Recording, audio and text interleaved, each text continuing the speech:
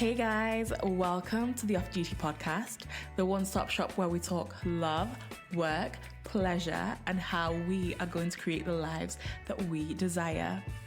So, grab a beverage, get cozy, and let's get ready for today's conversation.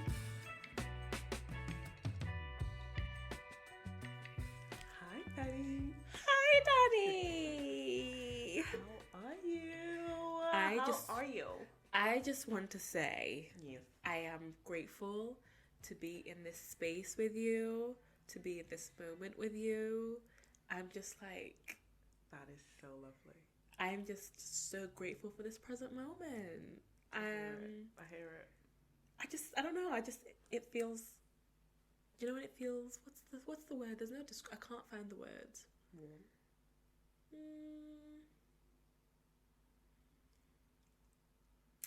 My bones feel nourished. Like I have all the calcium I need. Oh. Do you know those times when you go to bend down and then your knees give out, but they don't give out because you're filled with love, and that's what they feel like.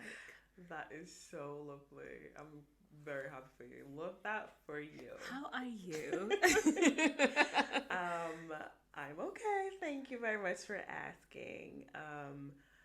Yeah, I'm just chilling, to be honest. I'm just vibing, chilling. to be honest. How's your week been?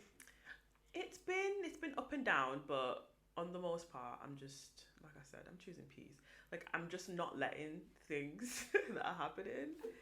Like, I'm not internalizing it, whatever.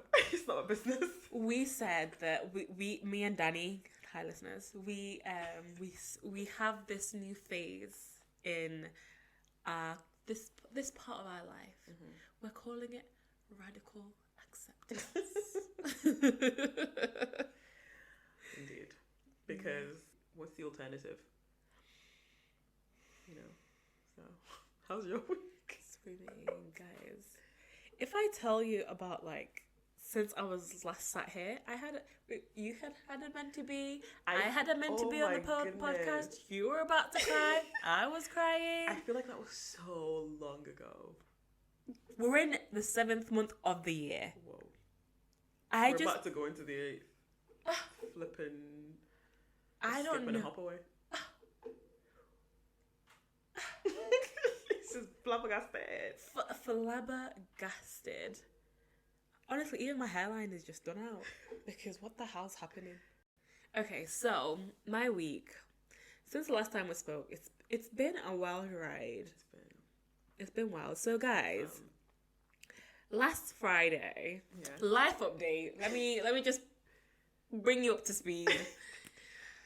Me and Danny, as you know, are training for a half marathon, but life and the fact that we have different timetables, uni, we've just been running separately.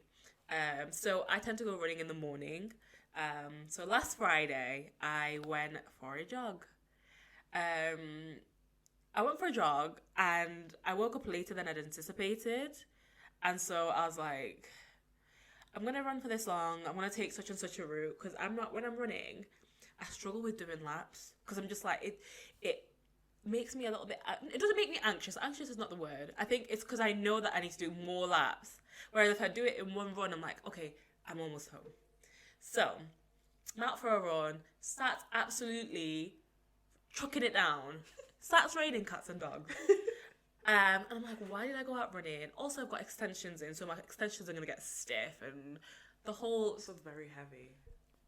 The whole to be a black woman, you know. Mm-hmm. So I'm like, okay, I'm going to go through this part, run past my place of study, then I'll get home. So, as I'm like, maybe like 15 minutes away from home, I'm seeing somebody on the floor and I'm like, what? Why is there a person on the floor? As I'm going closer, this person is like passed out on the floor and I'm like, what is happening? It's raining. They're clearly wet. Yeah. So I'm just like, before I continue my run, let me just call them and see like whether they're waking up. They're breathing, but I'm calling them like, excuse me, hello, you okay? Nothing. So I'm trying to shake them and nothing. But you know what? I went and then called the emergency services, as you do. Mm-hmm. And Guys, the NHS is on its knees. In case you didn't know. It's lying down.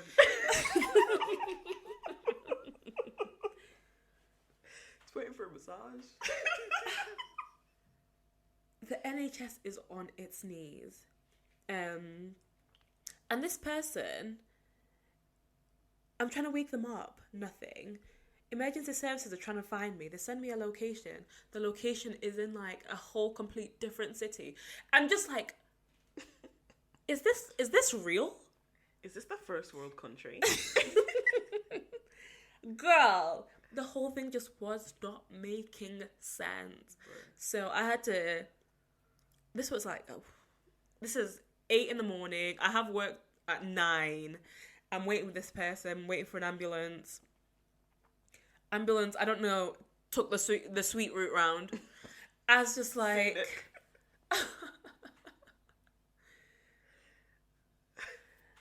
Do you know when everything's just not making sense? And at some point on the call, I was like crying.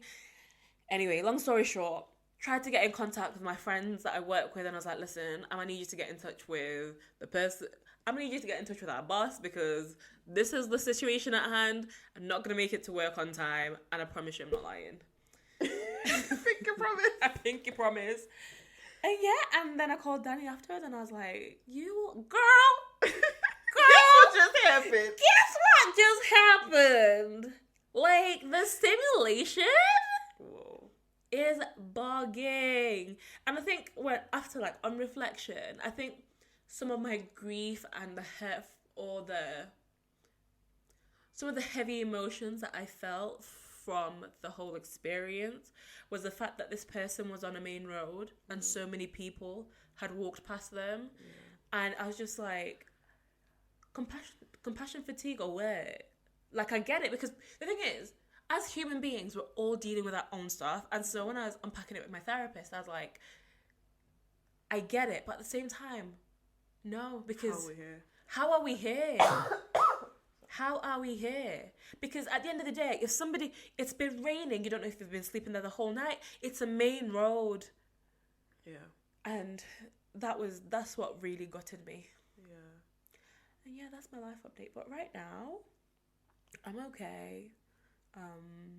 Saying again to my therapist, I was like, I think there's so much happening in life that I've had to just create boxes for every single thing that's happening, and kind of just like, I'll put that box over there and I'll deal with it when I can. Yeah. So yeah. And yeah. Stay safe. Hasta la vista. No, that is a lot. Girl. That is a lot. Like, on top of... It's doing too much. It's doing too much. It's giving strongest warrior. Hello? It's not giving.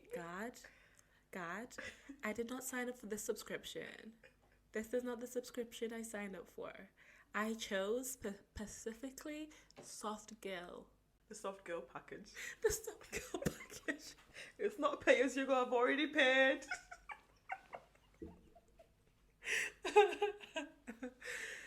No, what the heck? Honestly, so I ended up having to take that day off because I was just like, yeah, it was doing too much. It was doing too much. Jeez. And the thing is, the jobs that we both work in, you can't show up, like, your mental health can't be there half-heartedly. No. You need to be good to be there, because otherwise... Those tides are strong. You'll be washed up in it. You gotta have that hook strength. Yeah. Anyway, what have you been up to? Have I asked you what you've been up to? You have, but I forgot to mention. You forgot to mention? I forgot to mention the cheeky part we went to this weekend. Oh my gosh! That was so fun. And I was supposed to remind you. Listen. 2 heads are better than 1. Exactly. Because I told you to so you could remind me. Well, look at God. Look at God. I asked you. Maybe I remembered subconsciously. But yeah. So, you went to a graduation party this weekend. Tell me about it. I went to a graduation party. You went to a graduation party. It was graduation party weekend. Because I think there was... graduations. Who would have forgot? yeah, it was one of our friends' graduation over the weekend, and he had like a party. It was really heartwarming for like So cute. the families come together, and like they did all these like little stories and in their And speeches. Danny had this incredible eyeshadow on. Oh my god, it was so It was good. so pretty. The only way to like describe it is like iridescent. Like it was just it was delicious. But yeah. Do you know what I really enjoyed about it? Some of these like people, like it kind of reunited us. We don't really have many things that bring us together anymore as much as a Ugandan community. Yeah. So it was nice, like having all these people that we've grown up with, all of us in the same space, and then afterwards, because we're all grown now. We had a little after party At someone's house? at somebody's house. Their mama ain't there. And it was just so nice, and it was just such good energy. And sorry. No, I was just gonna add to that point. Like my mom had told me, "Oh, well, you call me later and tell me like how the festivities are." And it's like even that understanding that this is not where it's ending, and you want to know about it, and like I'm gonna tell you about it. I'm gonna tell you, I went back to so and so's house. We stayed there so late, but we had lots and lots of fun. But the thing, do you know what's so funny? In these 48 hours of a cheeky weekend that we had, Danny and I probably only had like 8 hours sleep. Oh my god! I forgot we pulled like all nighters that whole weekend. But no, we weren't even out. We were just watching TV. Was it on the Friday night or the Saturday night? It must have been the Friday night. So on the Friday, I started a show on Disney Plus called Dope Sick. I started it ages ago, and I was like, I'm not sure. Do I? But I started it again, and it just hooked me. Hooked, line, and sinker. Anyway, Danny got home at about like 10:30, and she was just sat there. And it was just like side-eyeing what's on the TV. I don't like watching shows like this. These are not my type of shows. Anyway, she's running about, doing a few errands, goes in her bedroom, and I'm like, oh, maybe she's going to bed. She comes back having changed, and sits at the edge of the couch, and she's like, should I just dip in my towel just to see if the water's warm? By 2 a.m, she was sat back, neck deep in a show that she hadn't started. 6 a.m, the sun's coming up. We're like, oh my god. But it was so nice. It was lovely. It was nice. I think it was a good show. I liked doing it, together. It was cute. We had a nice weekend. We had such a wholesome weekend. It was really good. I think like by Sunday we're just so like we were such on an emotional high. And I think honestly just it was so nice. So nice. Things are looking up, kids. In the name of Jesus, amen. Screaming. So let's move on to our love notes for this week. What yours be? So mine, yet again, my unoriginal self. It's from the Artidote, but it's from Tumblr. Okay. It's from creekfiend.tumblr.com. First of all, before I start, I downloaded Tumblr again because I used to be a Tumblr babe. I just want to know, where do they find these quotes? Because I'll be on Tumblr trying to figure out how it works, but I'm not finding the same stuff. Yeah. You know what I mean? I don't personally have that problem. I see on Tumblr what I want to see is what I see. Maybe I'm not using it correctly. I don't know. How long do you spend on it? Also have to learn you as well, innit? I feel like I properly started reusing it after I watched Terminator Dark Fate like a few years ago. I was obsessed with Grace and Danny, so I was reading Grace and Danny fanfiction, and obviously if I'm on AO3, you'll know if you know, I was led back to Tumblr, because that's where they come from, innit? No way. And they're like, anyway. Yeah, my Tumblr doesn't know me and I don't know it, so I deleted the app. Well, that was the end of that love story. Short and sweet. So here's the love note, Ian. Sometimes you learn your lessons quick. Like, I think I'll just stick to Twitter. and Insta and TikTok sometimes. So my love note says, about 10 years ago, I decided that the next step I needed to take in my life was to accept and explore what it meant to be a failure and to have failed. This infuriated me. This infuriated almost everybody in my life and clearly terrified a lot of people. People do not want you to accept failure. They don't want you to sit with and think about it and pick it up and turn it around in your hands and really examine it. They want you to keep throwing yourself against the impossible walls until your body explodes.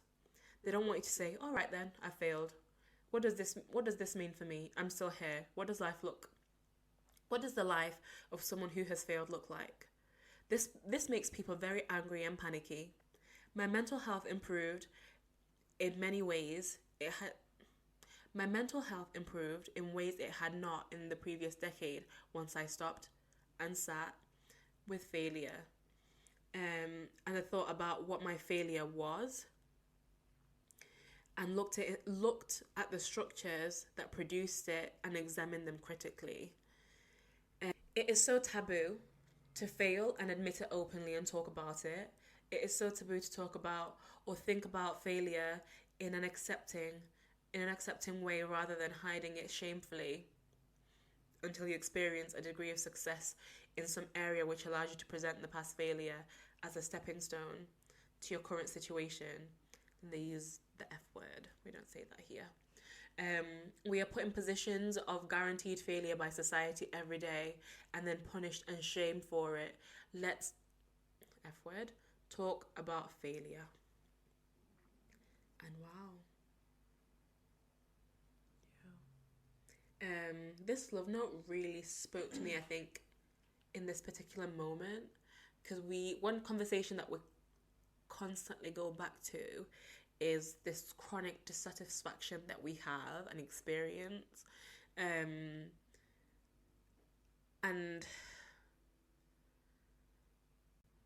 I think that whole thing of like radical acceptance of all the things that things kind of work, the way things work together to give you the life that you have, and to an extent you have some control over that. And so I'm a person that thrives from routine. However, as much as I thrive from routine, I have two modes. I'm either in my routine or not, and I'm like on the opposite side of that, and then I'll end up in like one of the biggest pits, and then life doesn't work out the way I want it to because I'm on the opposite side of that, and then it's just, you know, like it's one of those like constant spirals. But I'm kind of I'm kind of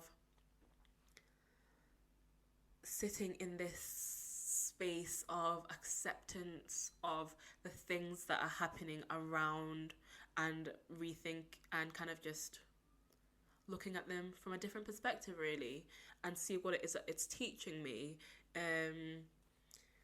And again, I was speaking to my therapist about some of the things that have been happening recently, and I'm like, this must be what obviously, this is what adulthood is, because these radical kind of like, do you know when is it a towel or the plaster's pulled from you?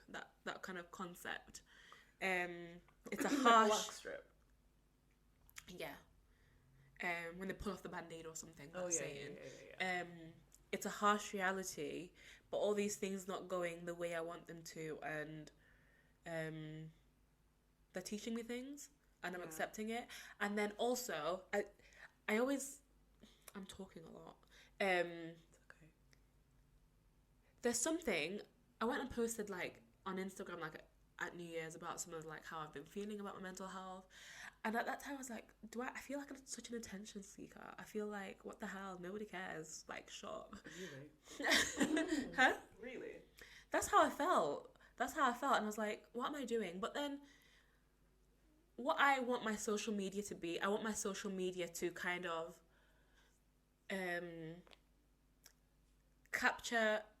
try and capture a true reality of like, do you know what's happening? I don't want it to just be like, my life is going great, because we're all. Anyway, I made that post, and there's so many people who were just like, "Oh my girl, we going through it too. You going through it too?" I'm like, yeah, and I'm glad that I stepped out and did that. But anyway, long story short, all these failures, all these disappointments, sharing them helps create and cultivate such a nourishing and much better community, because people are able to see that we're all in this same reality and we're all actually experiencing this. To like normalize it almost. Yeah, yeah. I hear that a lot because I feel like I'm also at this place where it's like there are two realities, and it's like whilst I'm in this space where I still feel like that like shame and like guilt and like self-critical, negative, etc. when I do fail at things, but at the same time I'm like, I don't know the word, like cerebrally, or like at this higher point of thinking, I'm like, yeah, but it's just like all of it's just lessons, but I'm still feeling the emotions. It's like that post that you shared recently about I've accepted it, but it still makes me sad. Yes. It's like that. Yes. It's like I'm glad that I'm here, so that, because it indicates that I've moved out of just completely feeling and my reality being that failure is this terrible, horrible thing. I'm not there anymore. I've like moved to a place where I'm like kind of almost crossing over to like I'm halfway over the bridge. Yeah, I feel that too. Like, everything is just like life. I think the way society is set up is like has created this idea that this is how life is supposed to be, and like if you do not have these specific things, and your house and your castles don't look like this, and your margins, they need to be lined in this way, and they need to be in this specific color with these people at this place, and it's like, actually, that's like, whilst that can be true for some people, like we are the artists of our lives. Like we draw it, we make the art, we choose the direction that we go. Yeah.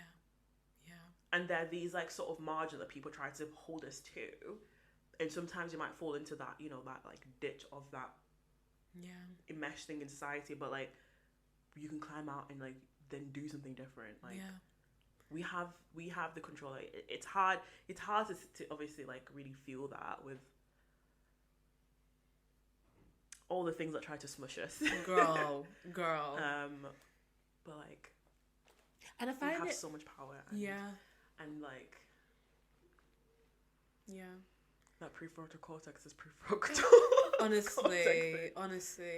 Like, and I think it's really sad that like we get so in our heads about life and all these things. Because when I want to say like I want to post something, I'll be like, oh, it's gonna look like such this girl. Do you know the whole like the mental gymnastics you do? But it's like it's not even that big of a deal. But who was it that was saying? There's this thing. You could probably explain this better, like the spotlight effect. So basically, like we think that there's a spotlight on us, and we think that people are watching what we're doing and all these different things. When in actual fact, like everybody's everyone's anxious. Everybody's like in their head, like overthinking their own stuff. There's too much going on. There's too much going on for the spotlight to be on you. So. Anyway, that was my love note. What's your love note, Danny? My love note is just so it's not related really at all. Let's be honest. Screaming. She was about to try and connect them because together. I see how they connect. But it's gonna be hard for me to explain it until I say the thing. Okay. If I even get to that. Anyway. I believe in you. Anyway, so she did appreciate my song. Thank you for believing in me. I appreciate it. So I was supposed to be asleep as one is in the nighttime, and of course I was on Twitter. I'm screaming. I have. Where else would you be?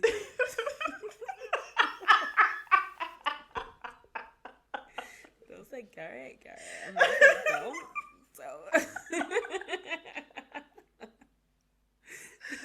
Oh God. Anyway, I was on Twitter, and I was on the trending page, and I was like, let's see what the world's saying these days. Not you reading the news.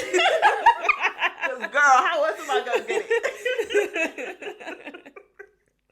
So I was on the trending page, right? And I see something about UFOs or aliens. No, I think it must have been. No, I think it was Twitter. I think it was on. Oh, not Twitter. Sorry, I was on TikTok, and I saw a girl's video about how someone is saying about UFOs. So I go onto Twitter to see if they. Obviously, where else would I go? And so basically, this US intelligence officer. Of course, it's not gonna be African. Who else is gonna bro? Basically, is in one of the courts because there's 3 of them or something, right? One of the ones that are reputable. I think they're all out. Oh my God, there goes me showing my ass. You told me you asked me to spell something last week, and I was like, anyway, so a U.S. intelligence officer, Mr. Sibalam,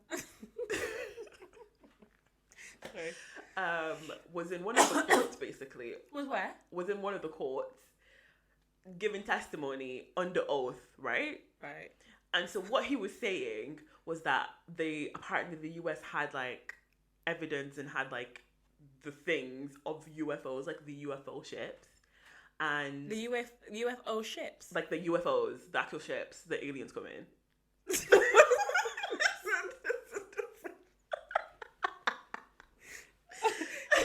I should have asked the question before I started this story, but anyway. Ask it now. Do you believe in aliens? No.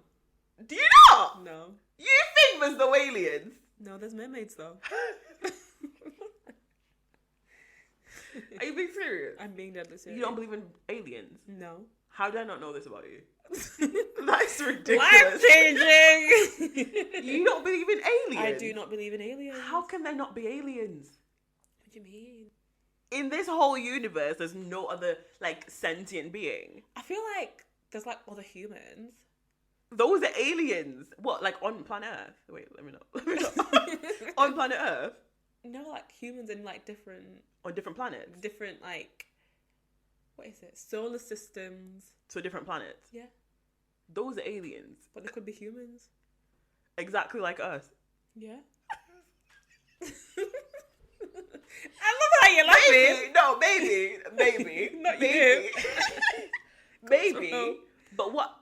I guess I define aliens as just beings on a planet other than this one. When you say aliens to me, I'm seeing a green object with those eyes. I guess that because that's just the image that they've decided to use in not social media, in just what you life call in it. general. Yeah, in movies and stuff. But that doesn't. I don't believe in aliens. But you just described believing in aliens. I guess Is I the don't Earth refer them. too? I guess I don't refer to them as aliens. What's the word that you use in your brain? Other humans. Other people, they're other beings, but not aliens. I don't know. I just feel like aliens has such a negative connotation associated with it, and it's as though we're some kind of we're on a higher pedestal than other beings, when actually we're pretty low. Do you know what I mean? I just feel it just seems so weighted. So I hear what you're saying. I guess that's why I don't. I definitely feel that for when you're in America and you're referred to as an alien because you're not American. But outside of that, I didn't have those associations with it when I was thinking about extraterrestrial beings. I think I've said that wrong still, but anyway. It's okay. Anyway, continuing your story. Get off topic. Right. So, U.S. intelligence officer at court, testifying at court not under the oath. justice system. Under oath that America is in possession of UFOs and non-biologics. Oh wait, no, sorry, non-human biologics. Right. And there's all this hoo-ha about it, right? There's pictures. No, obviously not. And also, right, so I was on TikTok afterwards. Screaming. This is her getting her news, her daily dose. Listen, you've got to check all the different references. All the sources. Triangulation. Exactly. Whilst it's acknowledged on Twitter that it says this. Researchers on TikTok. Anyway, so it wasn't. He hadn't even seen anything.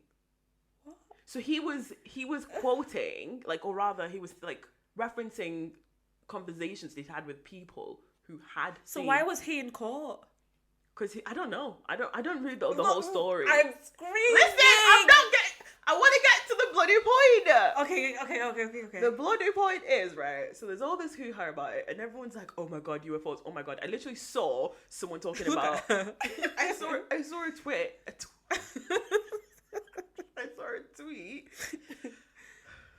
I saw a tweet of this woman who was like, the government is just trying to make... The government is just trying to make you think this is aliens, but it's in fact the rapture, and God is taking his people from Earth. Me, please, sir. Anyway, so there's a lot of there's a lot of, talk about it.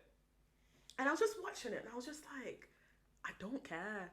I don't care. I was just like, literally, there's so much ish going on. That's the least of my worries. Like, I was literally texting homegirl, and I was like, just throw it on the pile, babes. Just throw it on the pile. I'll deal with it later. And maybe 3 to 5 working days. Bruh. I don't care, babes. You're telling me the U.S. justice system, the same justice system where people are incarcerated for crimes that they did not commit, girl, are holding court for UFOs, bruh. Because the other thing I was thinking is, like, what are they trying to distract us from? Because this is so ridiculous. Scandal. We want scandal. You can't fool. You cannot fool us. Certain. Listen, let me tell you. Remember last week when the internet was playing up? When everybody's internet was playing up. I remember. Do you know what I mean? Yeah. Everywhere. Yeah.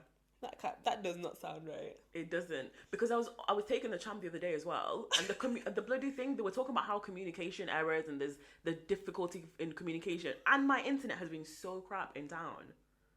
There's something not adding up. Something's not right. So maybe those UFOs. Screaming.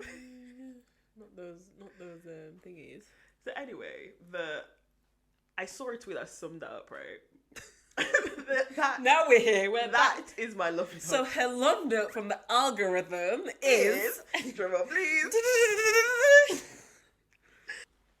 Right, so there's a quote tweet, and this is the love note, right? It's a quote tweet, and someone said, "Aliens are real? Yeah, I know. Lower the cost of living." And like that just summed it up perfectly, because like, enough. This is oh my gosh, who was it that I was listening to? It must have been Kalechi.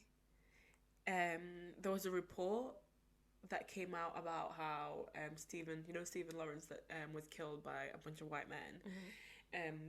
So they released the name of the person who was like the main perpetrator, and they apparently died a few years ago.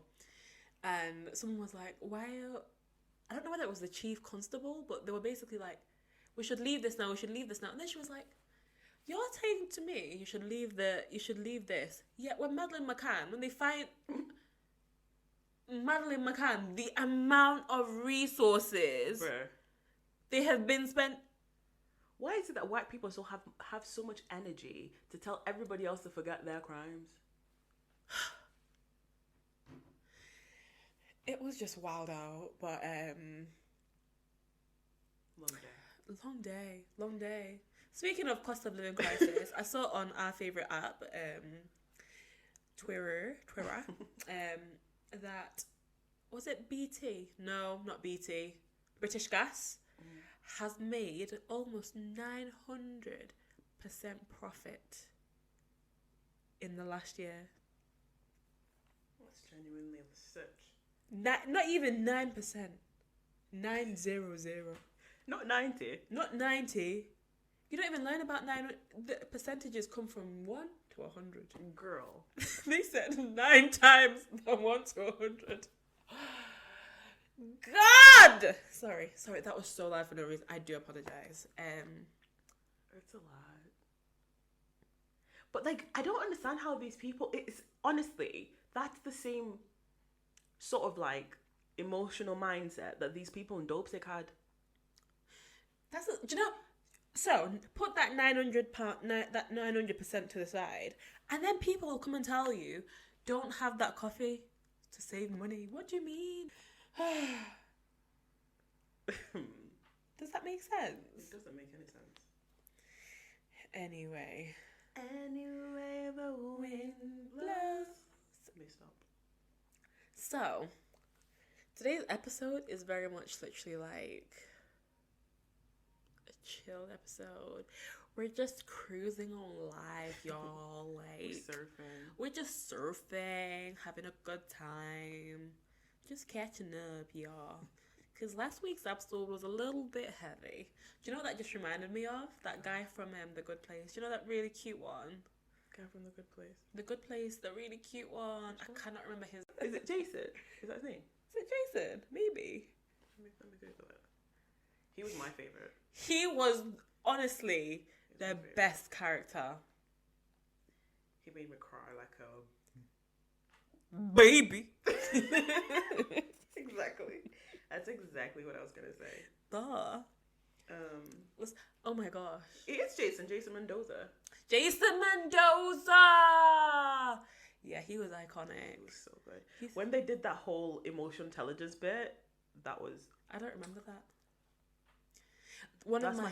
Go on. That's my favorite, like, archetype of, like, when I'm reading romance, I just love, like, a big giant who's, like, maybe he's not, like, really, like, book smart, but he's got a really kind heart. And then you have, like... the more kind of...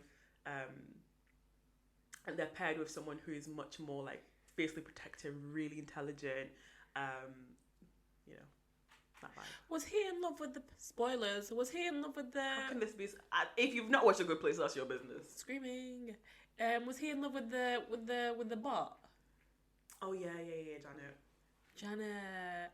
My favorite scene from The Good Place was when he met up with like his childhood friend that died. And they did like a whole handshake. That was so wholesome. I remember the childhood friend. I don't remember the handshake. So fun. So cute. But yeah. Can I just say really quickly? One of my favourite scenes in Schitt's Creek keeps coming up onto my algorithm. That scene where David's partner sings him that song. And it's like an acoustic version of... Yeah. I forgot the name of the Simply song. Simply the Best. Oh. That's so cute. That melts my heart every time I see it. That's so sweet. My boy's being serenaded. That was terrible. That was terrible. That is not how Moira talks. You are forgiven. Anyway. So the main bit of this podcast, so the bloody pod huddle, is going to be 2 Am I the Asshole stories. Right? I've got the stories, Penny's going to respond. Are you ready, kids?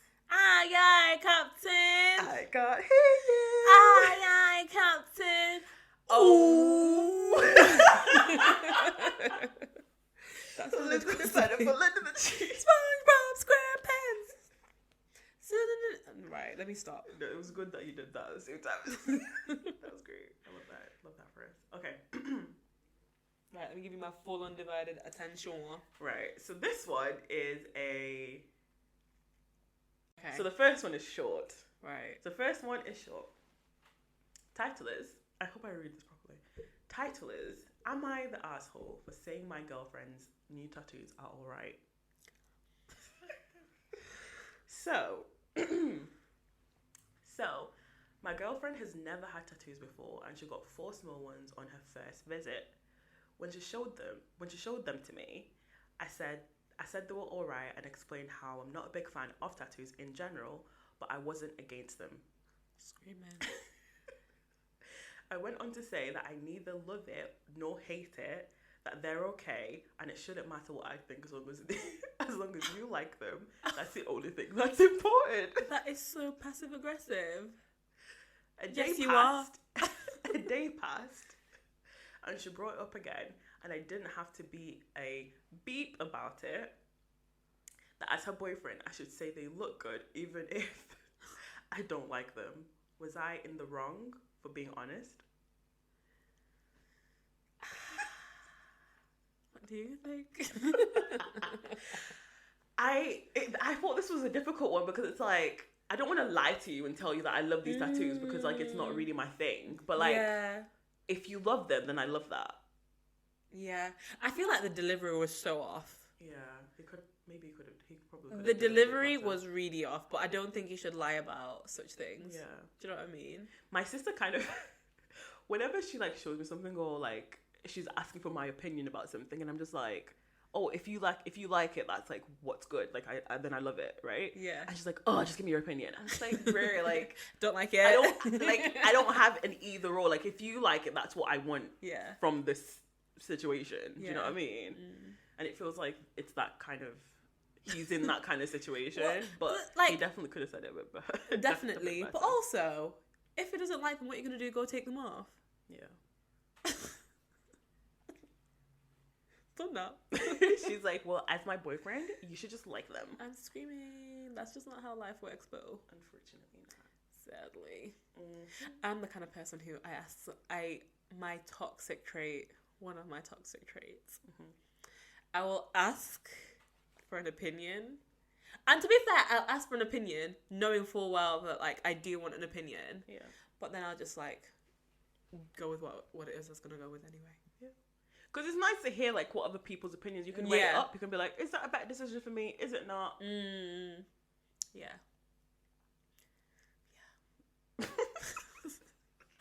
What's the second one? I actually have 3. Scream. The second one is, am I the asshole for not accepting my future mother-in-law's apology because she said she wanted her son to be with a princess? Dun dun dun. Hey everyone, I, 29 female, and my fiance, 27 male, are having a disagreement about if I'm becoming the asshole in this situation or not. So I'm turning to Reddit for help. Screaming. As you do. All right. Sounds a bit like what is it? The ultimatum. Exactly. And actually, this is a symbiotic relationship. I'm glad you came onto Reddit so I can read it and be entertained. True. So, about 2 weeks ago, sorry. Not you. About 2 weeks ago, my fiance's mother, 51 female, came over to our house for coffee and to visit my fiance. They're very close due to him being an only child, so this isn't weird. Plus, his parents live about 6 houses down from us. Wait, did they say that they're a male? They're a female. But the one wanted a female. Is female, and they have a male fiance, and their mother-in-law is who they're talking about. And the mother-in-law wanted a princess. Wanted her son to propose, to end up with a princess. So insinuating that she's Yikes. But she's not a princess. So, sorry, I cut you off. No, it's okay. Well, about 5 minutes into the visit, future mother-in-law turns to fiance and asks, "Has Jessica lost any weight?" Side note: I'm a 5 foot tall, curvy woman. My fiance was shocked and said, "I don't know. I haven't asked why." She said, "Because I always pictured you with a princess or a mermaid. You know, someone taller and thinner. I feel bad that I didn't say something sooner and intervene in the relationship before it got this far." My fiance said that he was shocked after that and didn't know what to say other than, "What the F?" His mother left. His mother left after that, and my fiance told me what happened when I got home. I obviously was devastated. His mother and I had an amazing relationship before this and were extremely close. They don't have a lot of family here in the US due to being immigrants from another country, and she has had a hard time speaking English, so I always try to include her in things my fiance and I did, so that she wasn't alone when her husband worked on weekends. I tried to learn their native language so that she could feel more comfortable communicating with me. I tried so hard to be the best daughter-in-law. And now I feel like it was all fake on her part, and that her I love yous, which she always said, mean nothing. The following day, we had her over to explain her side, but she just doubled down and said it to my face, and that she is so relieved to tell me this, and it was a huge weight off her shoulders, and I hope this doesn't change our relationship. I cried, and my fiance told her to leave. I have not directly spoken to her since, and my fiance is starting to say that I'm kind of being the asshole because I won't even speak to her to accept her apology. Am I being the asshole? Thank you. No, not at all. And do you know, let me not even insult anybody. Because it's these grown women What the heck? that do the most. Imagine. Bruh. And also, I just can't, I will never believe that apology is real, because if you have thought about this and you've thought it so much, you've now thought it so much that you said it to your son, who's chosen this person to marry, and then you've believed it so thoroughly, you thought it was appropriate and suitable to say it to my face. But a few days later, you've suddenly seen the light, and now you think I'm this princess, or maybe you've tossed this idea of being a princess, and I should accept your apology. It's not making sense to me. I'm gonna need you to sit on the naughty step. Can you imagine? No. Would you have wanted your fiance to tell you? I was thinking I wouldn't. Because it's just some things that you don't. Do you know what I mean? Yeah. Because at the end of the day, that's something that you can't tell me something so hurtful and then expect us to repair and have a relationship. Yeah. That's unfair. And he can't be like, oh, she's apologized. No, she said it. Not even once. She said it twice in case you didn't hear her. You didn't hear it through the husband's, I'll say it to your face. Yeah. I feel like he should have handled that and just kept it there. Yeah. 100%. Because that's really hurtful. That is so hurtful. What do you mean by princess? Explain it to me. And then also, if they have children, how are you going to be speaking to my daughters? I hope she looks like a princess. Or a mermaid. I just said that. Girl. Scary! Very scary. These be the in-law horror stories you be hearing. Scary. Anyway, the last one. The very final one.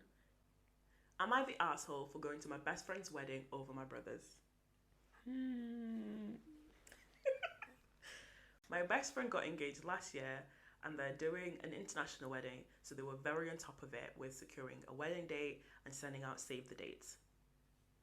I received mine a couple of months ago and accepted being a groomsman about a month ago. I'm super stoked to be there for him, and the wedding will also be a vacation for my fiance and I. My little brother also got engaged last year, and they have been planning a wedding but not sharing many details with the family. My mum, my aunt, and myself told him multiple times that I would be unavailable the weekend of my best friend's wedding. To not leave any confusion, he was told the exact date multiple times. Well, we all recently got the save the date cards from my little brother, and it's the same date as my best friend's wedding. When my mum opened the card in front of him, her heart dropped and she said, "What about your brother?" To which he replied, "Oh, he'll figure it out." Turns out he never told his fiancée about this date, so she's been planning without knowing this. Now he is claiming that he forgot about multiple people telling him multiple times and is pushing the line that since he's family, I should bail on the other wedding and go to his. I tried to look into even making both work because I genuinely want to be there for my brother's wedding. I'm not going out of spite or because I have a random trip, concert ticket, or it's someone's wedding I'm just going to. This is my best friend's wedding and I've known them for over 25 years. When I told my brother I couldn't make it, he gave me the line of, "But I'm your brother," which really sucked to hear. If I could be at both, I would be, and I'm sure he's sad, but I just can't be there. This has caused more drama in my family than I want. His future father-in-law called my mum and he said I should skip my friend's wedding and go to the family wedding because family comes first. My mum, myself, and my aunt all disagree.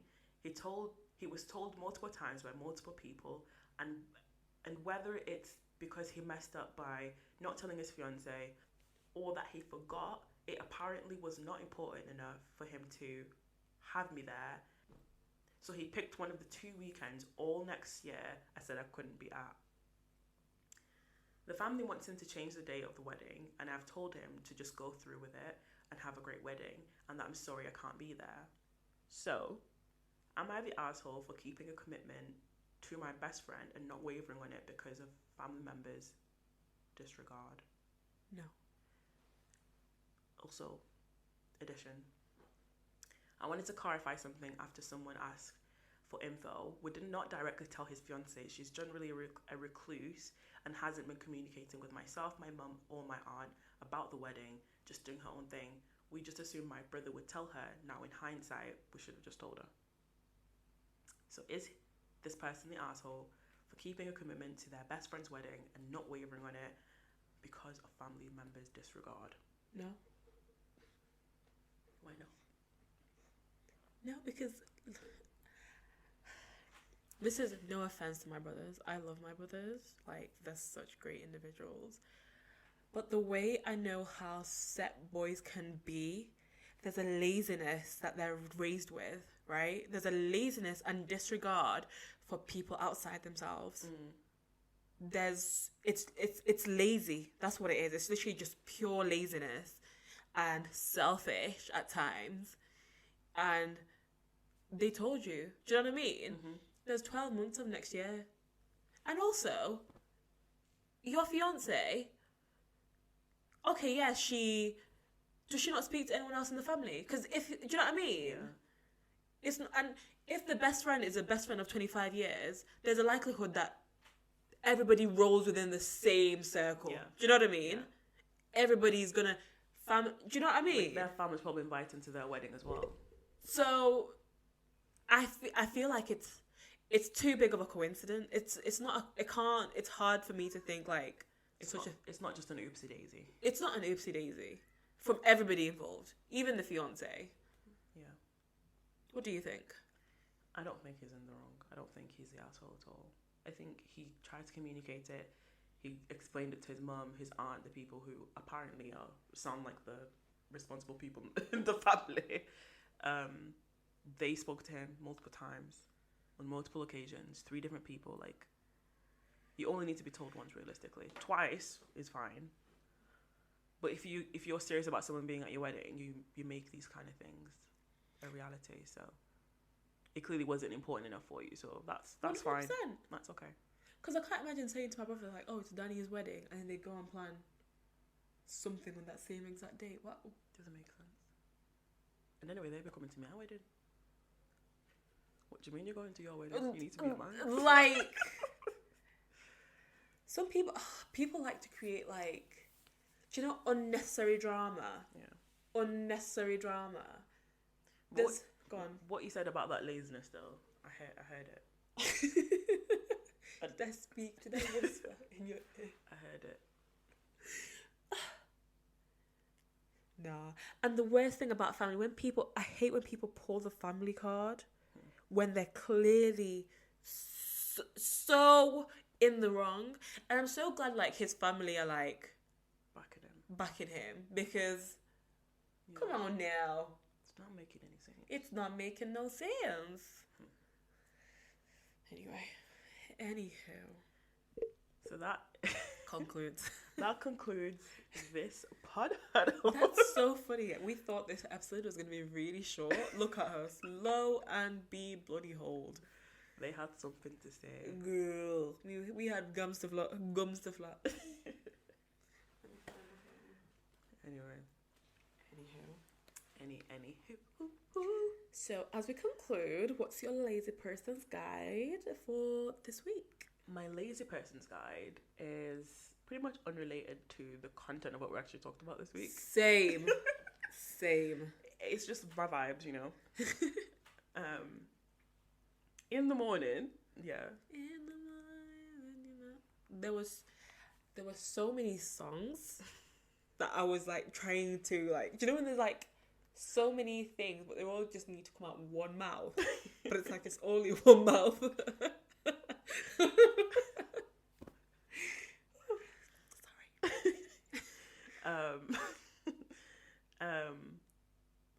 So in the morning, spend 5 minutes.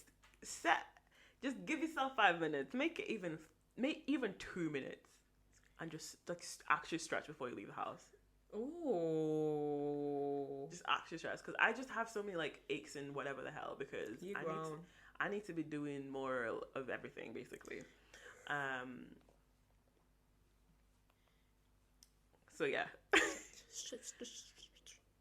I found doing a bit of stretching never hurts the day. It doesn't hurt the day. A little bit of downward facing dog. Exactly. But yeah, that's my little short and sweet my short and sweet love note. What love about note. my short and sweet lazy person's guide action point? What about you, co-host? So mine, again, completely unrelated.